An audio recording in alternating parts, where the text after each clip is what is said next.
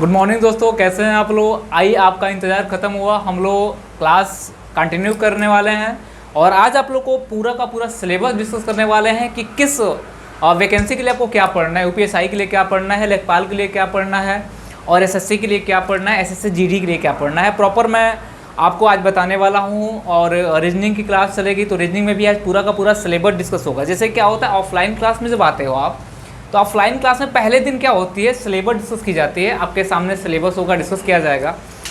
और जिन छात्रों ने अभी तक एडमिशन नहीं लिया है, जिनको लगता है कि मुझे एडमिशन ले लेना चाहिए, वो एडमिशन ले ले। 25 तारीख तक लास्ट डेट एडमिशन का। बहुत बच्चे एडमिशन ले चुके हैं, जो बच्चे बचे हुए हैं वो एडमिशन ले ले अपना। और मैं आपसे वादा करता हूं कि आपकी जो क्लास पूरी की पूरी ऑफलाइन की तरह चलेगी। आप बैठ के इत्मीनान से आराम से अपनी क्लास लोगे और बहुत छोटी छोटी बातें जो होंगी आपको सिखाई जाएगी, बताई जाएगी और सिखाने का प्रयास किया जाएगा, पढ़ाने का प्रयास नहीं किया जाएगा। आज का जो हमारा है टॉपिक सिलेबस यानी पाठ्यक्रम सिलेबस। क्योंकि कहा जाता है ना, जब किसी भी चीज़ के बारे में यानी किसी भी चीज़ के बारे में जानना हो तो उसका न्यू जानना बहुत ज़रूरी है। अगर आप दरोगा के बारे में जान रहे हो, दरोगा के सिलेबस के बारे में जान रहे हो, तो सिलेबस के जड़ तक जाना बहुत ज़रूरी है। अगर आप दरोगा की तैयारी कर रहे हो, सिलेबस के बारे में पता नहीं। सिलेबस के बारे में यह नहीं होता है कि सिलेबस का मतलब नंबर सिस्टम, एलसीएम वर्ग वर्गमूल नहीं होता। सिलेबस के बारे में होता है कि नंबर सिस्टम से किस सेशन से ज़्यादा क्वेश्चन पूछा जाता है, एलसीएम से कहाँ से क्वेश्चन दरोगा जैसे पेपर में पूछा जाएगा। सिलेबस का मतलब ये होता है कि कितना क्वेश्चन किस सेक्शन से ज़्यादा पूछा गया है, किस किस साल में क्वेश्चन ज़्यादा पूछा गया है। तो सिलेबस के यानी पाठ्यक्रम के बारे में चर्चा करने वाले हैं आज हम लोग। तो सभी को एक बार फिर से मैं बता देना चाहता हूँ कि 25 तारीख तक लास्ट डेट है एडमिशन का। आप अपना एडमिशन करा लो। आपको व्हाट्सएप नंबर भी मिला होगा, आपको गूगल पे का और फ़ोनपे का नंबर भी मिला होगा, आप करा लेना। और बहुत ही शानदार तरीके से यहाँ पे क्लास लेना। आपके सामने एसएससी दरोगा, लेखपाल, एसएससी जीडी सब लगा हुआ है। देखो बेटा, अंक गणित जो एडवांस में जो से हम लोग मैथ पढ़ते हैं, चाहे एसएससी का हो गया, बैंक का हो गया, दरोगा हो गया, जो भी हो गया, जैसे आपको बात करते हैं मैथ की, तो ध्यान देना कि जब मैथ्स पढ़ते हैं, जब हम लोग मैथ्स की बात करते हैं, तो मैथ्स में दो सेगमेंट होते हैं। एक होता है अर्थमेटिक, एक होता है एडवांस का सेगमेंट होता है। एडवांस का सेगमेंट होता है। पहले क्या होता था कि केवल अर्थमेटिक का सेगमेंट ही पूछा जाता था, जैसे कि दरोगा हो गया, यूपीपी हो गया, लेखपाल जैसे पेपर हो गया। इसमें अर्थमेटिक का सेशन जैसे अंक गणित का सेशन ही ज़्यादा पूछा जाता था, अंक गणित ही ज़्यादा पूछा जाता था। एडवांस का कोई प्रचलन बहुत ज़्यादा नहीं था। एसएससी में भी 2010 तक अंक गणित ज़्यादा पूछा जाता था, एडवांस का कोई प्रचलन नहीं था। लेकिन आने वाले समय में जो इस समय चल रहा है, जो हम लोग का पैटर्न, उसमें एडवांस का सेशन बहुत ज़्यादा है।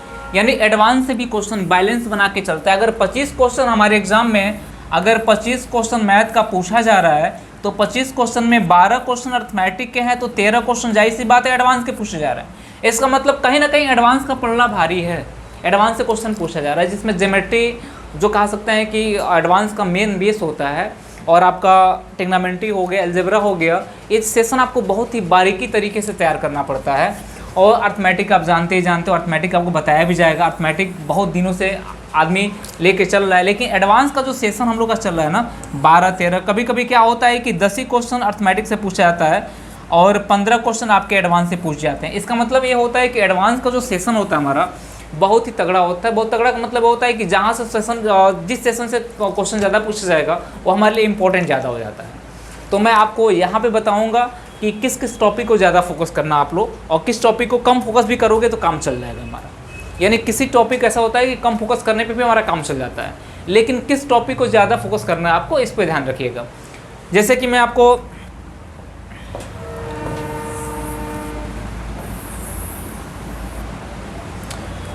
जैसे कि पहला जो हम लोग का आपके सामने दिख रहा है अंक गणित, इसको हम लोग इंग्लिश में कहते हैं अर्थमेटिक।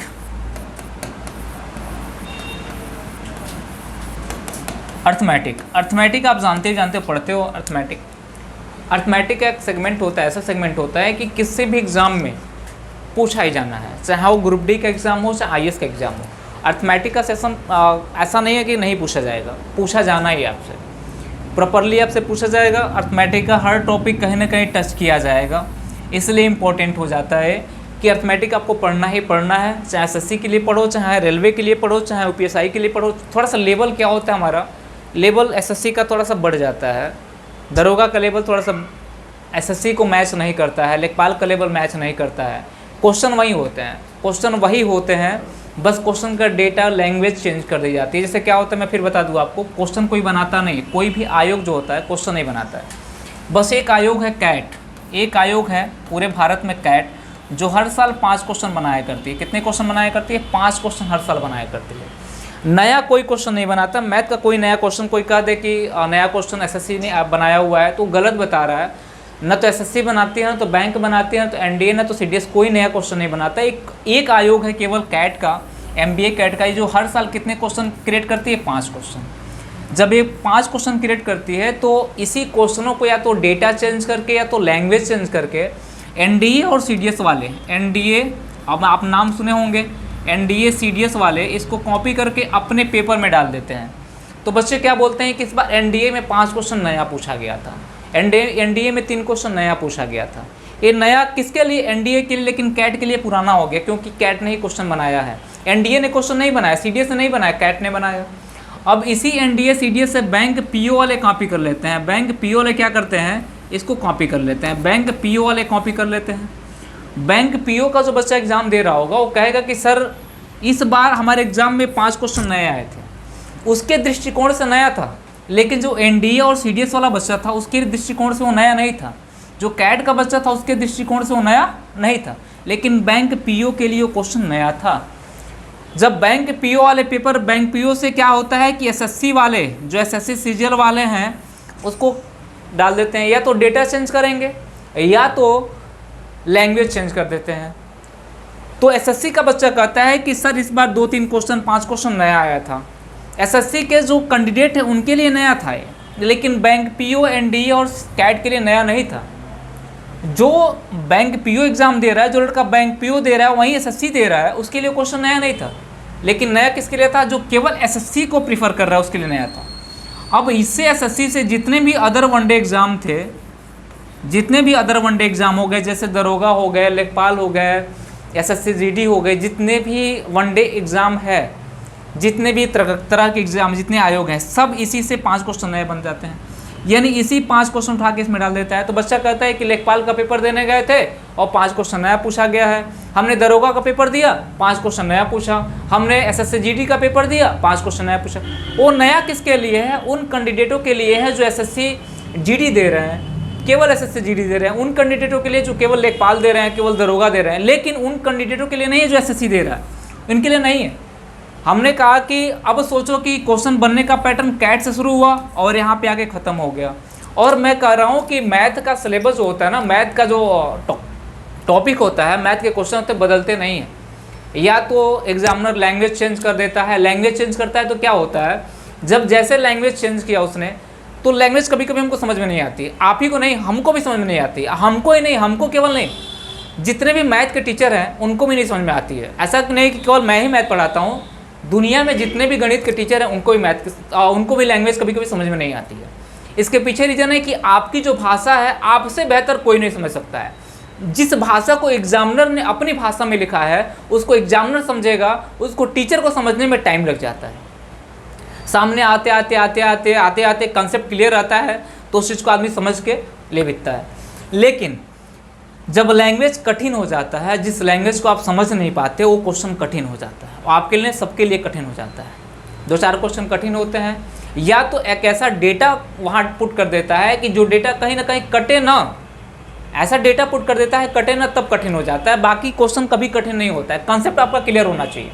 मैं तो कंसेप्ट पे फोकस करता हूँ। जो बच्चा ऑफलाइन पढ़ता है हमसे, बस इतना मैं फोकस करता हूँ, कंसेप्ट। अगर आपको पता है कि कंसेप्ट क्या है तो आपको कभी क्वेश्चन के पीछे भागने की ज़रूरत ही नहीं है। आपका कंसेप्ट क्लियर होना चाहिए। जब आपका कंसेप्ट क्लियर है, अगर एक कंसेप्ट क्लियर है तो एक कंसेप्ट पे कम से कम 50 क्वेश्चन बना सकते हो। लेकिन केवल एक क्वेश्चन क्लियर है तो उस पे 50 क्वेश्चन नहीं बना सकते हो। तो कंसेप्ट पे भागो और कंसेप्ट आपको पढ़ाया जाएगा। चलिए, ये रही हमारी कहानी आज की। और मैं आपको कहानी क्या, पूरा का पूरा सिलेबस की कहानी में बताऊँगा, पूरी की पूरी हिस्ट्री बताऊँगा। अब यहाँ पे देखो मेरे भाई, अंक गणित में, जैसे अर्थमेटिक में, अर्थमेटिक का जो सेशन हमारा है, अर्थमेटिक का सेशन है। अर्थमेटिक के सेशन में सबसे पहला टॉपिक जहन में जो बात आती है वो आती है नंबर सिस्टम। जहन में जो बात आती है वो क्या आती है मेरे भाई, वो आती है नंबर सिस्टम। कि सर नंबर सिस्टम है ये, क्या हमारा नंबर सिस्टम, संख्या पद्धति। अब छोटा टॉपिक तो है नहीं नंबर सिस्टम, बहुत छोटा टॉपिक तो है नहीं कि आप एक दिन में पढ़ लिए। भाई साहब अगर आप पढ़ोगे तो मैं आपको लगातार 6 महीने तक, 6 माह तक नंबर सिस्टम पढ़ाऊँगा, तब भी नंबर सिस्टम ख़त्म नहीं होगा। नंबर सिस्टम 6 महीने तक पढ़ाऊंगा, नंबर सिस्टम खत्म नहीं हो, क्योंकि नंबरों का कोई अंत नहीं होता है, संख्याओं का कोई अंत नहीं होता है। इसलिए कहते हैं कि संख्याएं इनफाइनाइट तक होती है। इनफाइनाइट गणित का शब्द नहीं होता है, इनफाइनाइट का मतलब होता है कि जिनको हम लोग गिन नहीं सकते हैं, जिनको हम लोग पढ़ नहीं सकते, इसलिए अनंत कहा जाता है उसको। 6 माह तक लगातार मैं पढ़ाऊँगा तभी ख़त्म नहीं होगा। अब कहोगे सर केवल 6 माह तक नंबर सिस्टम पढ़ेंगे तो बाकी कब पढ़ेंगे? सिलेबस 5-6 महीने में ख़त्म होती है, 6 महीने में अगर नंबर सिस्टम पढ़ेंगे बाकी कब पढ़ेंगे? तो मेरे भाई साहब 6 महीने आपको नहीं पढ़ाएंगे, लेकिन हमारे लेखपाल में कहाँ से किस सेगमेंट से ज़्यादा क्वेश्चन पूछा है उस पर हम फोकस करेंगे। हमारे यूपीएसआई में किस सेगमेंट से ज़्यादा क्वेश्चन पूछा उस पर फोकस करेंगे। हमारे एसएससी में किस सेगमेंट से क्वेश्चन पूछा उस पर फोकस करेंगे। हमारे एसएससी के एग्जाम में किस सेगमेंट से ज़्यादा क्वेश्चन पूछा जाता है उस पर फोकस करेंगे। मैं उन्हीं पैटर्नों को टच करना है जो प्रॉपर हमारे एग्जाम में क्वेश्चन बनाए जाते हैं, उन्हीं को टच करना है, बाकी वो किसी से लेना देना नहीं है। और एक अच्छा कंपटीटर वही होता है जो इस बात को मान ले कि मुझे क्या छोड़ना है, क्या पढ़ना है जरूरी नहीं है, मुझे क्या छोड़ना है। बहुत मोटी किताब लेके 20-25 हज़ार क्वेश्चनों का श्रृंखला लेके आप हल करने बैठोगे तो बहुत दिन लग जाएंगे, लेकिन बंदा कैंडिडेट ये जान ले कि मुझे इसमें से क्या क्या पढ़ना है और क्या क्या मुझे एलिमिनेट करना है, क्या छोड़ना है, वहीं आखिर में एक्चुअल कैंडिडेट होता है, कंपटीटर होता है। तो मैं आपको बताऊंगा आपको क्या क्या पढ़ना है, क्या क्या पढ़ना है और क्या क्या नहीं पढ़ना है। तो 6 महीने तक पढ़ाऊंगा नहीं मैं आपको कि नहीं, 6 महीने आपको नंबर सिस्टम पढ़ाऊंगा। नंबर सिस्टम में जो संख्या पद्धति होती है, संख्या पद्धति में जितने भी कंसेप्ट हैं हमारे लिए, सारे कंसेप्ट आपको मैं बताऊँगा। जितने भी टॉपिक हो सकते हैं, जितने भी क्वेश्चन हो सकते हैं, कराने का प्रयास करूँगा। और आप घर बैठ के नोट्स बनाने का प्रयास करिए, नोट्स बनाइए, पढ़िए, रिवीजन करिए। जो बच्चा हमारे से ऑफलाइन पढ़ा हुआ है उनके लिए बेनिफिट ये हो जाएगा कि मेरी ही लैंग्वेज में वो पढ़ रहा है, मेरी ही लैंग्वेज में वो पढ़ रहा है, और उसके लिए फ़ायदा हो जाएगा। क्या फ़ायदा होगा कि भाई जिस लैंग्वेज मैंने पढ़ा है उसी लैंग्वेज में फिर पढ़ने को मिल रहा है, बाकी बातें समझ में आ रही है। अगर 1-2% ना समझ में कभी आई होगी तो यहाँ से समझ में आ जा रहा है, यानी 100-200% समझ में आ जा रहा है अब सारी बातें। तो ये फ़ायदा आपको होगी। ठीक, उसके बाद से नंबर सिस्टम जब पढ़ाएंगे तो इसमें देखो भाई, वर्गमूल,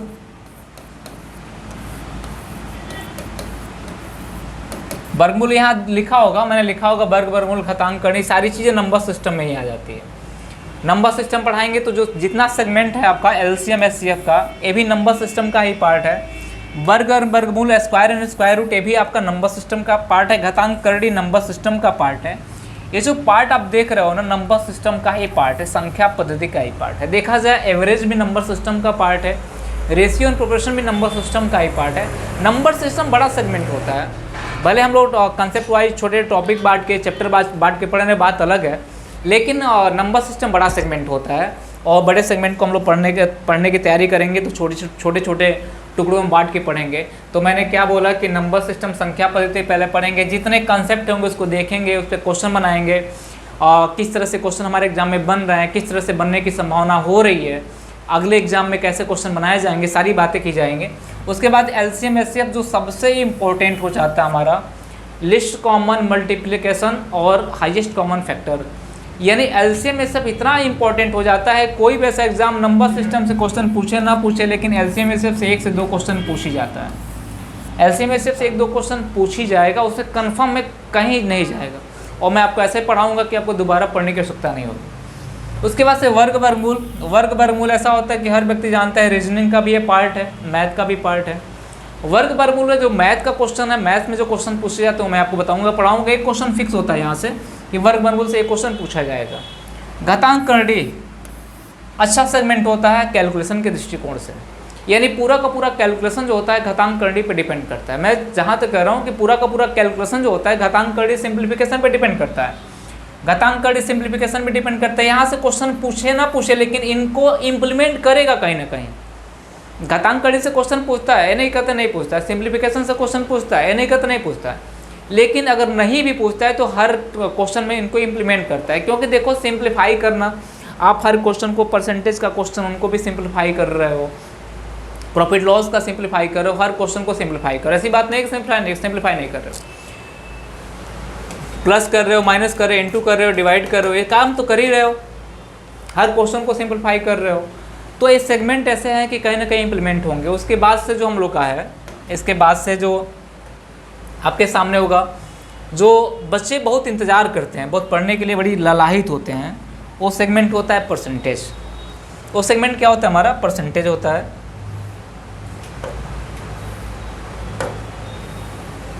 वो सेगमेंट हमारा परसेंटेज होता है। मैं आपको यहाँ पे क्लियर कर दूँ, वो सेगमेंट आपका परसेंटेज होता है। मैं यहाँ पे क्लियर कर देता हूँ कि आपको थोड़ी बहुत आप यहाँ पे नॉलेज दे दूँ कि क्या होता है मेरे भाई कि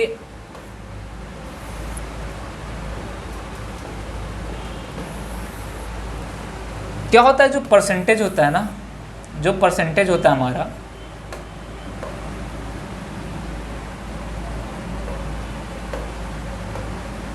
जो परसेंटेज होता है हमारा, प्रतिशत कहते हैं हम लोग। और जो प्रॉफिट लॉस होता है, प्रॉफिट लॉस होता है, एक शब्द यहाँ पे छूट गया है, बट्टा डिस्काउंट। जो प्रॉफिट लॉस होता है, जैसे मैंने कहा कि जो परसेंटेज होता है, यानी जो ये प्रतिशत का पार्ट हो गया हमारा, परसेंटेज का पार्ट हो गया, आप प्लस लाभ हानि का पार्ट हो गया, लाभ और हानि का पार्ट हो गया,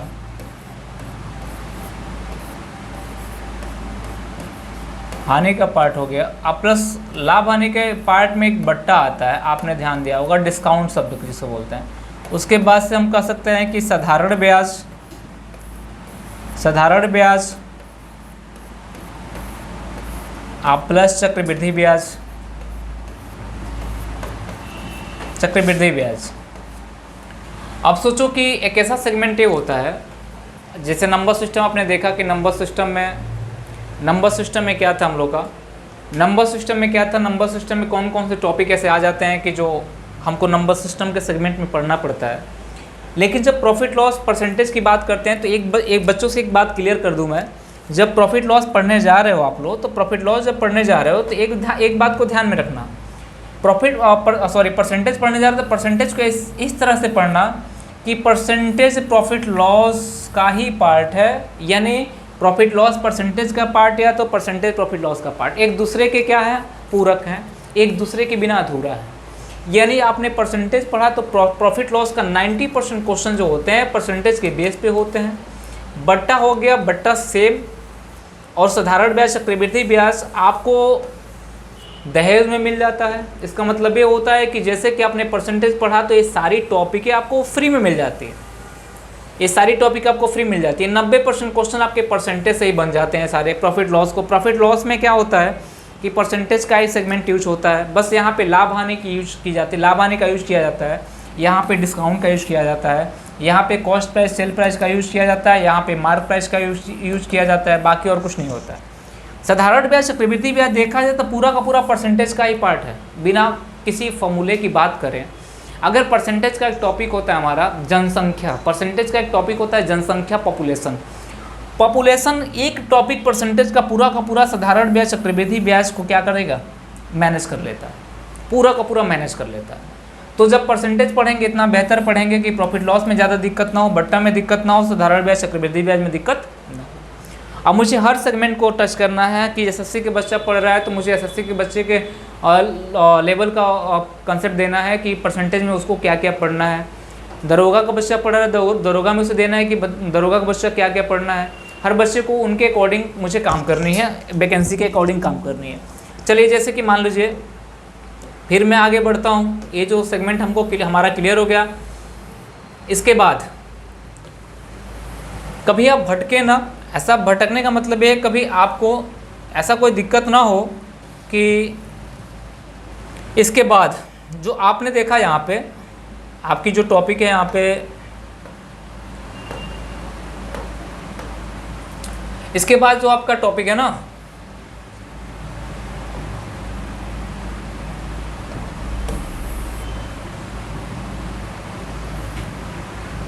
इसके बाद जो आपका टॉपिक है वर्क एंड टाइम, इसके बाद जो आपका टॉपिक है work and time,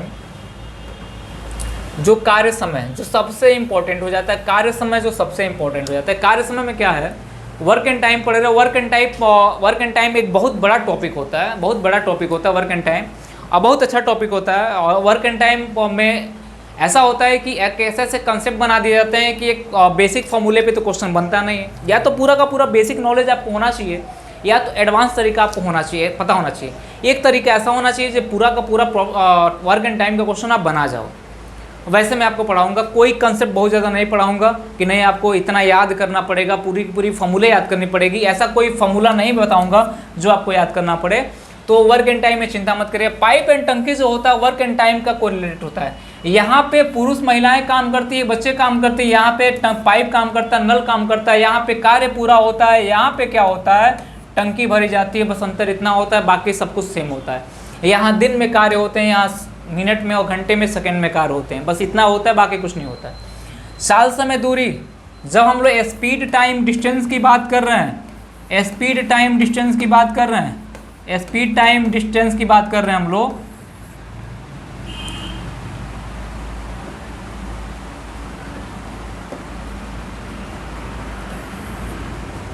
speed time distance की बात कर रहे हैं हम लोग।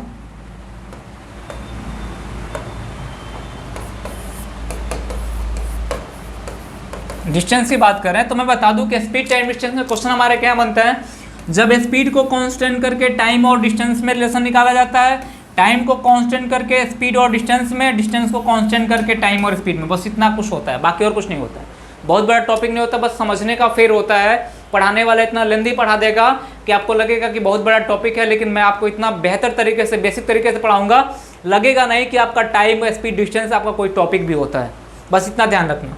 इसी का एक टॉपिक होता है रेलगाड़ी, ट्रेन, चाल समय दूरी का ही टॉपिक है रेलगाड़ी भी। रेलगाड़ी भी चाल समय दूरी का, बस अंतर ये हो जाता है कि यहाँ दूरी जो होता है रेलगाड़ी की लंबाई ही बन जाती है। दूरी जो होती है किसकी लंबाई, रेलगाड़ी की लंबाई बन जाती है, बाकी और कुछ नहीं होता है। यहाँ पे सेकंड की बात होती है, यहाँ पे किसकी बात होती है, सेकंड की, घंटे की बात होती है, बाकी और कुछ नहीं होता है। यहाँ पे जो रेलगाड़ी पढ़ रहे हो, जो दूरी होती है, डिस्टेंस जो होता है, रेलगाड़ी की लंबाई बन जाती है। बस यही अंतर हो जाता है, कंसेप्ट अलग हो जाता है, बाकी दोनों एक ही है। उसके बाद आ जाइए नावधारा, boat and stream. Boat and stream केवल सापेक्षिक चाल, रिलेटिव मोशन पढ़ना है हमको। बोट एंड स्ट्रीम में रिलेटिव मोशन पढ़ना है। जानते हो क्या होता है कि जब दो व्यक्ति एक दूसरे को समान दिशा में दो व्यक्ति एक दूसरे को ओवरटेक कर रहे हो, चाहे समान दिशा में दो व्यक्ति चल रहे हो, तो जो तेज चल रहा है उसको क्रॉस करने के लिए, जैसे मान लिया मैंने यहाँ पे, सपोज दैट मानो यहाँ पे मैंने एक छोटा सा एग्जांपल दे दिया। मैंने कहा ये जो है इसकी स्पीड जो है 20 किलोमीटर प्रति घंटा है, 20 किलोमीटर प्रति घंटा है। कितना है मेरे भाई, 20 किलोमीटर प्रति घंटा है। हमने कहा बी जो है इसका स्पीड कितना है, 25 किलोमीटर प्रति घंटा है। कितना है भाई, 25 किलोमीटर प्रति घंटा है। अगर दोनों समान दिशा में चल रहे हैं, जब दोनों क्या कर रहे हैं, समान दिशा में चल रहे हैं, तो जाहिर सी बात है ए पीछे रह जाएगा, किससे, बी से पीछे रह जाएगा। हर घंटा ये 5 किलोमीटर दूरी ज़्यादा तय करेगा, किससे, ए से दूरी तय करेगा। हर घंटे 5 किलोमीटर ज़्यादा दूरी तय करेगा। अगर ए को इसको क्रॉस करना होगा, जैसे मान लो कभी कभी आप बाइक लेकर ओवरटेक करते हो, तो किसी व्यक्ति की चाल अगर 20 किलोमीटर प्रति घंटा है, तो आपको ओवरटेक करना हो तो इस चाल से आपको चाल उसकी ज़्यादा करनी पड़ेगी, यानी उसकी 20 है तो आपको 21 करनी पड़ेगी, 22 करनी पड़ेगी, 23 करनी पड़ेगी, 24। लेकिन जहाँ आपकी चाल 19 किलोमीटर प्रति घंटा हुई तो आप उसको क्रॉस नहीं कर पाओगे। सापेक्षिक चाल में क्या होता है, जब दूरी समान दिशा में चलते हैं तो चालें माइनस हो जाती है, ये 5 हो जाएगा। लेकिन जब एक दूसरे के विपरीत चल रहे हैं, ये जो है मान लो कि ये 20 किलोमीटर प्रति घंटे की चाल से जा रहा है, 20 किलोमीटर प्रति घंटे की चाल से जा रहा है, इधर से बी जो है 25 किलोमीटर प्रति घंटे की चाल से आ रहा है, 25 किलोमीटर प्रति घंटे की चाल से आ रहा है। अब आप देखते हो खुद अपने आप पे लो कि अगर आपके सामने से कोई गाड़ी वाला आ रहा है, आप भी क्रॉस कर रहे हो, जब एक बिंदु पे एक दूसरे क्रॉस करोगे तो वहाँ स्पीड आपको बहुत ज़्यादा लगेगी, आपको वहाँ पे स्पीड आपको बहुत ज़्यादा लगेगी। इसका मतलब ये होता है कि दोनों की स्पीड वहाँ जुड़ जाती है। 20 और 25 क्या होता है, 45। अब उसकी चाल उस पॉइंट पे कितनी हो जाती है, 45 किलोमीटर प्रति घंटे की हो जाती है। लेकिन जब समान दिशा में चल रहे एक पॉइंट पे, एक बिंदु पे एक क्रॉस कर रहा है इसको, इसकी चाल कितनी होती है, 5 किलोमीटर प्रति घंटा होती है। क्योंकि ये जो है इसकी चाल को भी मैनेज करता है प्लस इसको भी मैनेज करता है। नाव धारा में बस अंतर इतना होता है कि नाव धारा में अंतर इतना होता है कि धारा के सापेक्ष नाव चलती है। अगर नाव की गति 5 किलोमीटर प्रति घंटा है, धारा गति 2 किलोमीटर प्रति घंटा है, तो धारा की चाल और नाव की चाल दोनों जुड़ जाती है जब समान दिशा में चलते हैं तो। और जब विपरीत दिशा में चलते हैं तो धारा धक्का देती है नाव को, अपनी गति से पीछे ढकेलती है। यानी जब नाव धारा पढ़ रहे होंगे आप लोग, जब बोट ने स्ट्रीम पढ़ रहे हो, सापेक्षिक चाल पढ़ रहे हो, तो बस इतना अंतर होता है कि जब दोनों समान दिशा में चल रहे होंगे तो चालें ऐड होंगी, जब दोनों विपरीत दिशा में चल रहे हो तो चालें माइनस में होंगी। लेकिन जब यहीं आप रेलगाड़ी और चाल समय दूरी पढ़ रहे होंगे, जब समान दिशा में चल रहे होंगे चालें माइनस में होंगी, विपरीत दिशा में चलेंगे चालें प्लस में। बस इतना अंतर होता है, बाकी और कुछ नहीं होता। चलिए, क्लास में सारी बातें आपको समझाई जाएगी, आपको कोई दिक्कत नहीं होगा। उसके बाद जो हमारा टॉपिक है एवरेज, जो हमारा टॉपिक है कि बेटा एवरेज जो है, औसत, औसत जो होता है ना, आप कहोगे कि सर औसत एवरेज, देखो यार जनरली भाषा में हम लोग यूज करते हैं कि हम लोग मिडिल परिवार के आदमी हैं, मिडिल मतलब औसत दर्जे के व्यक्ति हैं। दुनिया में 3 तरह के लोग होते हैं, एक बहुत अपर वाले होते हैं, एक लोअर कास्ट वाले होते हैं, एक हम लोग होते हैं। जैसे कि जो सबसे लोअर कास्ट वाले ऐसे होते हैं कि सुबह कमाते हैं शाम को खाते हैं, शाम को कमाते हैं सुबह खाते हैं, उनको रहने का कोई जगह नहीं, कुछ नहीं, एकदम लोअर कैटेगरी के होते हैं। अपर वाले क्या होते हैं कि इतना कमा लेते हैं, इतने कमा के रख लिए हुए हैं, उनको कहीं जाने की आवश्यकता नहीं, उनका बच्चा एसएससी आईएएस की तैयारी करने नहीं आएगा। हम लोग हैं कमाने के लिए सोचते हैं, कमाते हैं, थोड़ा बहुत बचाते हैं, खाते हैं, कमाते बचाते हैं। हम लोग औसत में आते हैं, यानी औसत दर्जे के व्यक्ति कह लेते हैं। तो औसत एक ही शब्द से मैं पढ़ाऊंगा। औसत बीचों की संख्या होती है, यानी बीचों की कैटेगरी होती है। जैसे मैंने कहा कि मान लो हमारे पास एक संख्या है 1 2 3 4 5 6 7 8 9, इसका औसत पूछा गया। आपने कहा 4 ठो इधर निकाल दो, 4 ठो इधर निकाल दो, औसत कितना हो गया 5। औसत आपको इतना याद रखना, एक नोट आपको लिखवाऊंगा, औसत बीचों की संख्या, उस पर पूरी की पूरी आपकी एवरेज खत्म हो जाएगी, आपको वहाँ से कोई दिक्कत नहीं होगी। उसके बाद एज प्रॉब्लम, एज प्रॉब्लम वो गणना हम लोग करेंगे, एज प्रॉब्लम की कोई दिक्कत आपको नहीं होगी। साधारण ब्याज, चक्रवृद्धि ब्याज मैंने पढ़ाया, यहाँ पे नीचे लिख दिया गया, कोई दिक्कत नहीं है, आप कभी भी पढ़ सकते हो, बस आपका कंसेप्ट ठीक होना चाहिए। आपको पढ़ाया जाएगा। सबसे दिक्कत कहाँ पे होती है? चक्रवृद्धि ब्याज में। बच्चों को दिक्कत होती है चक्रवृद्धि ब्याज में, कंपाउंड इंटरेस्ट में। और मैं आपसे वादा करता हूँ कि पूरा का पूरा कंपाउंड इंटरेस्ट 100 मान के पढ़ा दूंगा। किसे? 100 मान के आपको पढ़ा दूंगा। क्लास आप पढ़ते हो, देखते ही हो, कोई फॉर्मूला यूज नहीं होता है, फॉर्मूला भी यूज होता है और 100 मान के पढ़ा देते हैं। साधारण ब्याज में दिक्कत नहीं होती, दिक्कत यहाँ चक्रवृद्धि ब्याज में। और दिक्कत कहाँ हो जाती है? सब साधारण ब्याज और प्लस चक्रवृद्धि ब्याज दोनों मिक्स करके क्वेश्चन पूछे जाते हैं, तब दिक्कत होती है। लेकिन हमारे क्लास में बच्चों को कभी दिक्कत नहीं होगी, ये पूरा 100 मान के हम लोग पढ़ा देंगे। ये हो गई हमारी किसका सेगमेंट? और अर्थमेटिक का पूरा सेगमेंट होगा, आपको ऐसे पढ़ना है। उसके बाद से जो हमारा सेगमेंट है एडवांस का, एडवांस का जो सेगमेंट हमारा है उसको देख लेते हैं। एडवांस के टॉपिक में क्या क्या पढ़ना है हम लोग को। एडवांस एक्चुअली क्या होता है कि 2011 से हमारे पाठ्यक्रम में शामिल हुआ। और मैं बच्चों से बार बार कहता हूँ कि देखो एडवांस का भी सेशन हमारे यहाँ चलता है। और पुलिस दरोगा में पहले एडवांस नहीं पूछा जाता, लेकिन अब पूछा जा रहा है। पूछा जाए इसका मतलब ये है कि अब एडवांस का लेवल जो थोड़ा सा बढ़ रहा है। एसएससी को ही न केवल टारगेट करके हम लोग लेखपाल में भी और यूपीएसआई में भी, यूपी पुलिस में भी, यानी जितने भी यूपी टीपीएससी के एग्जाम में एडवांस का सेशन वहाँ बढ़ रहा है, पूछा जा रहा है। एडवांस में क्या होता है? रेखा और कोण। एक्चुअली हम लोग ज्योमेट्री की बात करते हैं, ज्योमेट्री की बात करते हैं हम लोग। हमने कहा कि ज्योमेट्री को हम लोग लिखते हैं ज्योमेट्री जो होती है, ज्योमेट्री में सेशन होता है लाइन और एंगल, ट्रायंगल, त्रिभुज, चतुर्भुज, क्वाड्रिलेटरल हो गया, बहुभुज, पॉलीगन हो गया, सर्किल हो गया। ये टॉपिक हमको पढ़ना है। ये बहुत बड़ा टॉपिक होता है।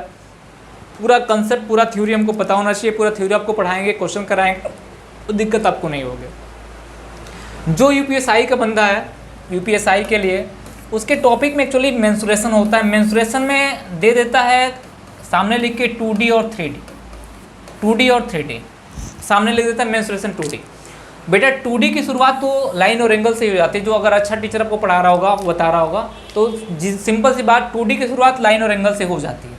इसका मतलब वो कहता है कि आपको क्षेत्रमिति पढ़ना है।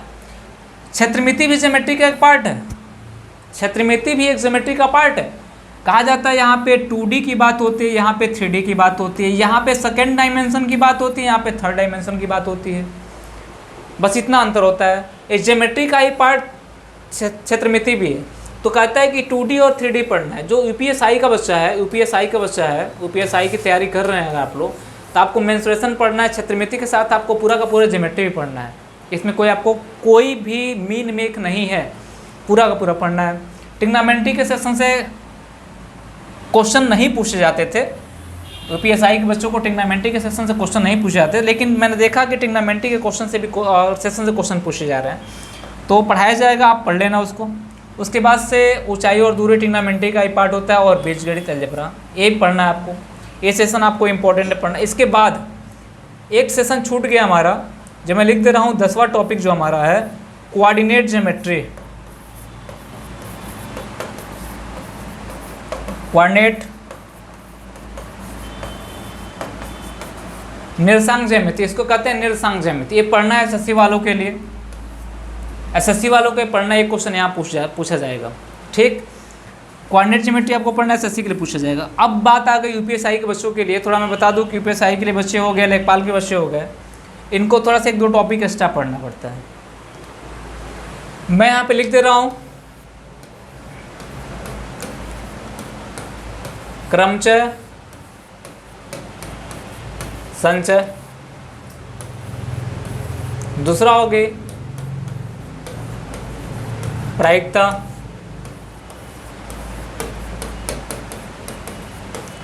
सांख्यिकी, यानी प्रोमोटेशन, कम्बिनेशन, प्रोबेबिलिटी और स्टैटिक्स। ये 3 टॉपिक बच्चों को पढ़ना होता है यूपीएसआई वाले को, यूपीएसआई वाले को पढ़ना होता है। और जो पीईटी और सीईटी का सिलेबस लागू हुआ है, जो लेखपाल जिस दृष्टिकोण से होगा, उनमें भी बच्चों को ये पढ़ना पड़ेगा। ये चीज़ें उनको पढ़ना ही पढ़ना है, तो भी आप लोगों को पढ़ाया जाएगा। इन पे क्वेश्चन जो इंपॉर्टेंट हो बताए जाएंगे। ये रहा हमारा सिलेबस का पूरा सिलेबस मेरा रहा, और इसी अकॉर्डिंग आपको पढ़ाया जाएगा कितने क्वेश्चन किस सेशन पे कराए जाएंगे, कितना टाइम दिया जाए किस सेशन पे, वो तो मेरे अकॉर्डिंग चलेगा। बस आप अपना पेन और पेपर लेके तैयार हो जाइए, और क्लास हम लोग नेक्स्ट डे से शुरू करेंगे। और आपको किसी भी प्रकार से कोई भी दिक्कत होगी, आप स्क्रीनशॉट लेके सीधे आप मैसेज कर सकते हो। आपको व्हाट्सएप नंबर दिया गया होगा, मैसेज कर सकते हो। आप मैसेज करके आप अपनी प्रॉब्लम को दूर कर सकते हो। और फिर मैं बता दूं कि 25 तारीख तक एडमिशन ओपन है। आपको जो गूगल पे का नंबर दिया गया है, उस नंबर को आप गूगल पे का नंबर जो दिया हुआ, उस नंबर को आप उस पर गूगल पे करो, अपना स्क्रीनशॉट भेजो, एडमिशन लो। चलो आज के लिए इतना ही, धन्यवाद।